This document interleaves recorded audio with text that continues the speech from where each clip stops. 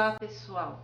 Estamos entrando agora no programa Sexto Sentido, onde você vê o invisível, escuta o inaudível e acessa o impossível. E falando em acessar o impossível, Mari, nós vamos falar de um tema bem polêmico com o Fábio, né, Fábio? Tudo bem? Vamos lá, Olá, tudo Fábio, bem, tudo tudo bom? bem, tudo bem. Fábio, como que é estar face a face com Jesus?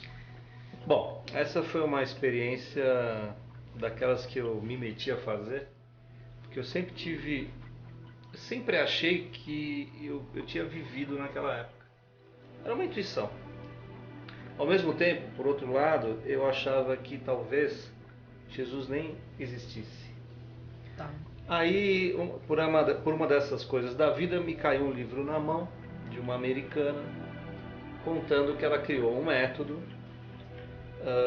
muito simples que a pessoa poderia fazer, andando, voltando, entrando num túnel, observando seus pés e indo em direção a esse túnel. E ela falava assim: se você quando chegar no final do túnel, você foi se transformando aos poucos, você viveu naquela época.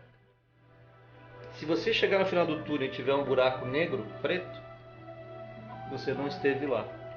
E eu entendi aquilo com tanta facilidade, eu falei, mas é agora que eu vou fazer, né? Aí eu fiz todo o método que o livro ensinava, e eu coloquei um gravadorzinho em cima do peito para ir gravando. Eu tenho tudo isso aí para mostrar. Eu tenho mais de 72 horas de gravações, onde o que eu vi lá e os sons que eu ouvi estão gravados e estão aqui nesses livros. E para minha surpresa, quando eu entrei nesse túnel e fui voltando, caminhando, eu percebi que os meus pés iam se transformando, estavam um pouco maiores. Eu olhei para mim, de repente eu estava com uma barba imensa, assim, grande. Eu era um homem muito alto e usava uma roupa de couro, atravessava assim, meio troglodita, essa que é a verdade. E quando eu estava chegando no finalzinho do túnel, eu comecei a ouvir uma língua que parecia árabe. Correto. E que depois eu vinha saber que era aramaico. E aí eu fui e comecei a registrar tudo que eu estava vendo. E realmente é uma coisa muito emocionante, porque esse cara existiu mesmo, de verdade. Eu estava lá, eu vi, eu era uma pessoa do povo que acreditava que alguém iria vir. E por isso fui muito criticado pelas pessoas da aldeia, lá daquele lugar. Um lugar paupérrimo, não tinha nada a ver, cheio de romano, cheio de espiões. E vi quando ele apareceu a primeira vez. E qual foi a sensação assim, de ver? Bom, primeiro que ele era um cara muito alto, uma pele muito branca, um olho preto e cabelo preto. Diferente do que as imagens diferente hoje do que passa, pessoas... né, de olhos azuis. Não era um Cristo europeu. Nunca foi. Cara, que legal. E naquela época eu tinha uma mulher que ela era o meu oposto. Ela parecia uma santinha, assim, magrinha, baixinha, toda religiosa. E nós nos ajoelhamos diante dele, coisa que ninguém fez. Aí ele falou: podem levantar, ninguém deve se ajoelhar diante de mim. Olha que legal. Aí pegou na mão dessa pessoa, e falou assim: eu sei de onde você veio do meu reino. Abraçou ela. E eu me chamava Jonas, e pediu para eu levantar. E dali, naquela entrada que ele teve, nós fomos para a casa do Jonas. Eu estou contando o livro, né?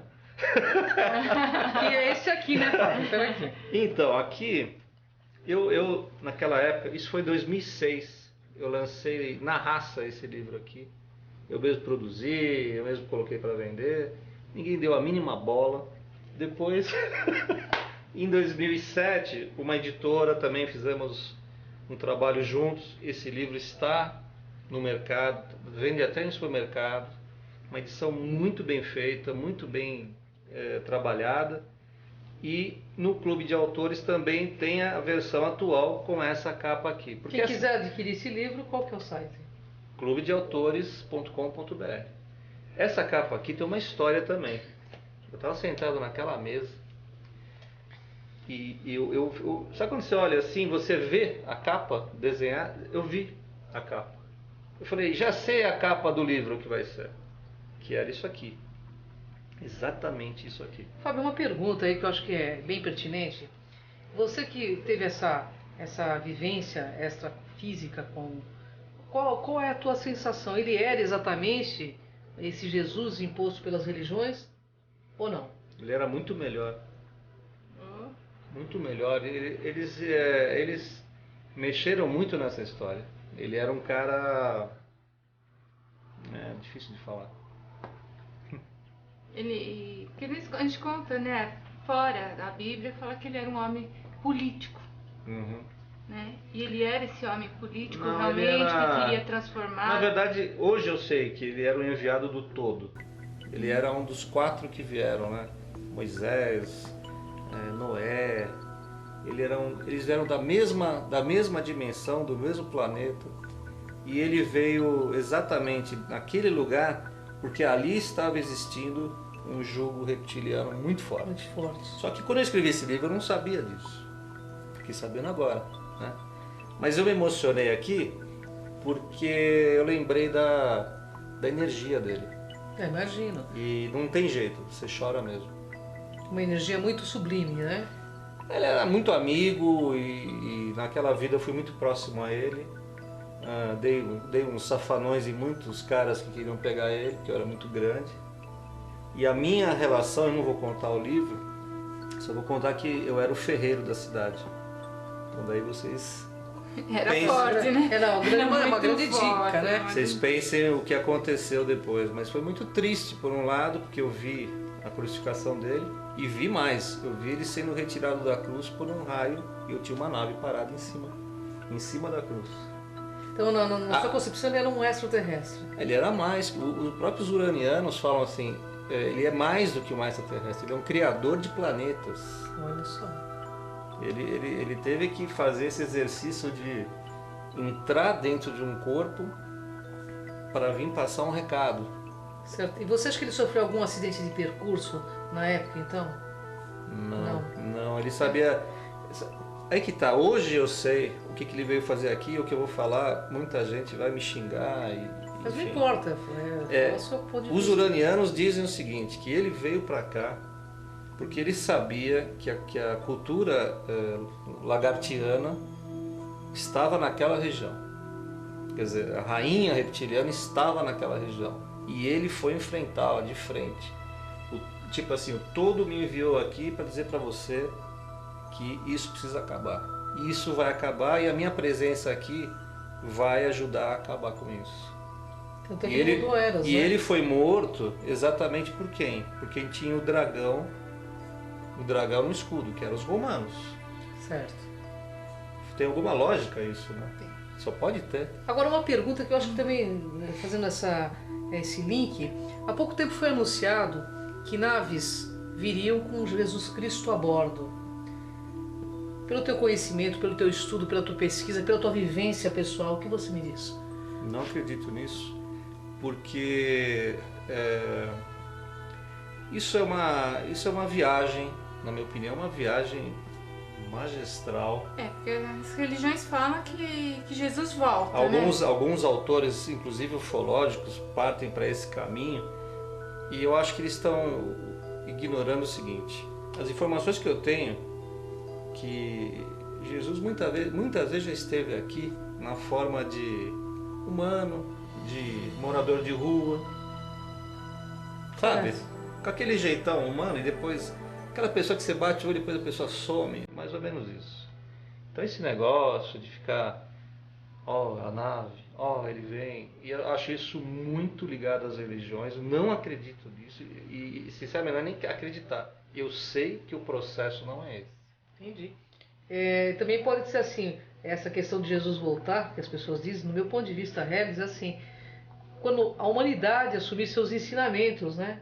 Ou assumir a consciência divina, que é uma coisa que o Fábio traz tão claramente, é um agente transformador das massas, né, Fábio? E você traz isso muito em seus livros. Seria isso?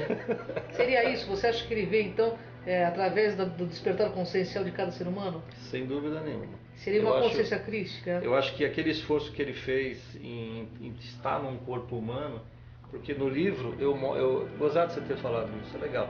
No livro eu mostro exatamente o momento da concepção. Maria, na verdade, que se chamava Maritzva, estava num lugar assim, uma casinha daquelas lá, e entrou um cara, eu vi nitidamente, entrou um cara com roupas como se fossem roupas de hoje. O cara tinha uns 2 metros de altura, com uma capa, uma coisa que não tinha nada a ver com a época, e com uma bola dourada na mão. E ela fez aquela coisa de medo, né? Falou, o que é isso? Falou assim, quem me enviou aqui foi o seu filho Jesus. Ela falou, não tenho nenhum filho, Jesus. Ele está aqui. A partir de agora, você é Maria, a mãe de Jesus. E ele fez assim, e aquela energia foi entrando no ventre dela. E foi assim a concepção. Assim, simplesmente assim. Então, assim, é um livro polêmico porque ele não quer convencer ninguém. Claro, é a tua vivência pessoal. Só que quem lê esse livro sente um Jesus de verdade. Não tá na igreja, não tá com títulos. Mas entendeu? as religiões pelo menos passam alguma coisa real, realmente, assim, próximo da sua vivência? Um amor, Eu nunca que senti. Como eu falei no início, tudo que eu vi é muito maior. Ele é muito melhor do que contaram. E se tivessem contado a verdade, o mundo não estaria assim. Porque essa energia crística dele, que ele distribuiu para cada um de nós, quer dizer, para aqueles que aceitaram, né? Porque aí eu faço uma comparação. Tem ETs que não aceitam o todo. E tem ETs que aceitam o todo. A partir do momento que você fala, Jesus não existe, não existiu. Inclusive o David Icke comete esse erro. Correto. Ele fala muito bem sobre os reptilianos, mas quando entra no assunto Jesus, ele se deixa levar por aquelas histórias de que foi produzido. Sim, aquele Jesus foi produzido, não desse que eu estou falando. Né? Então, assim, quem não aceita o enviado do todo, não está aceitando o todo. Né? E muitas pessoas na Terra aceitam o Jesus das igrejas, que é o Jesus das imagens, o Jesus da cruz. Tem coisa pior do que você ver um ser humano pregado numa cruz? Não tem. Eu acho que a igreja aí e as religiões erraram. É um símbolo de sacrifício, né? Porque ele é um cara de poder. Essa é a imagem que quiseram que a gente acreditasse dele, que é uma imagem de uma pessoa praticamente morta. E que se ele está morto, quem está vivo? As igrejas, as religiões. As instituições, né? Mas ele nunca foi aquilo. Ele é um ser espacial maravilhoso, um criador de planetas, alguém que muitos homens não poderiam nem chegar perto, a grande maioria. E esse livro conta a minha experiência com ele aqui na Terra. Então, Operação Cavalo de Troia tem alguma coisa a ver com aquele relato que Olha, Fênix fala? Né? Eu li esse livro quando eu era adolescente, eu acho, e eu fiquei cismado com isso depois. E muitas informações ali são totalmente diferentes das que eu trouxe. Entendi. Então, assim, eu tenho que respeitar o autor do esse livro. grande autor, um grande pesquisador ufológico também. Mas eu sei o que eu ouvi, eu sei o que eu gravei, tá tudo provado aí, quem quiser ouvir depois. É meio chato, porque é num outro nível de consciência. Certo.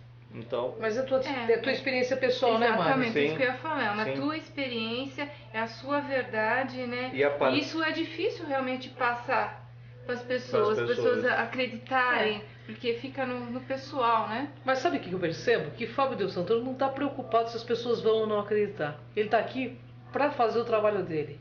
E um agente transformador não teme fazer o trabalho. Ele é um desbravador, ele vai mostrar o que ele tem e ponto. É isso aí, esse aqui é o Fábio Del Santoro, nosso querido amigo. E nós estamos encerrando, infelizmente, mais esse bate-papo, Mário.